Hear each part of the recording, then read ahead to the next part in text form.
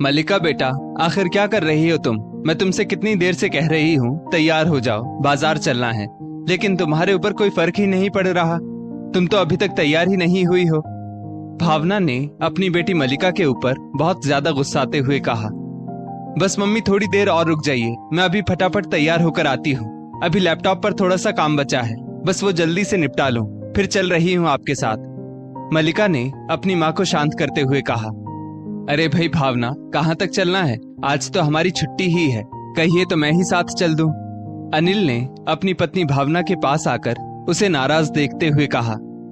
अनिल, अब आप ही देख लीजिए, शादी का घर है, 100 काम पड़े हैं और सारी जिम्मेदारी भी हमारे ही ऊपर है।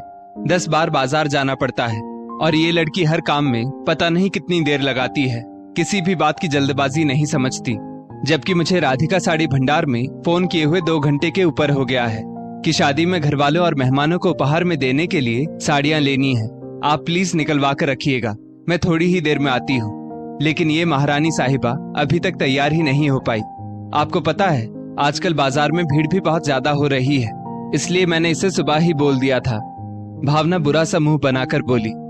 दरअसल भावना के बेटे नमन की शादी की तैयारियां जोर शोर से चल रही थी और अक्सर ही भावना काम की टेंशन को लेकर परेशान हो जाती और वो सब पर गुस्सा होने लगती, क्योंकि अनिल भी बैंक में कार्यरत थे, तो मार्च के महीने में क्लोजिंग की वजह से छुट्टी नहीं ले पा रहे थे। बस इतनी सी बात।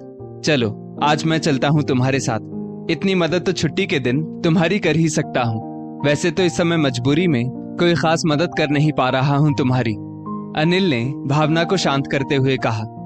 आप मेरे साथ साड़ी लेने के लिए चलेंगे? ये तो सूरज के पश्चिम में निकलने वाली बात हो गई।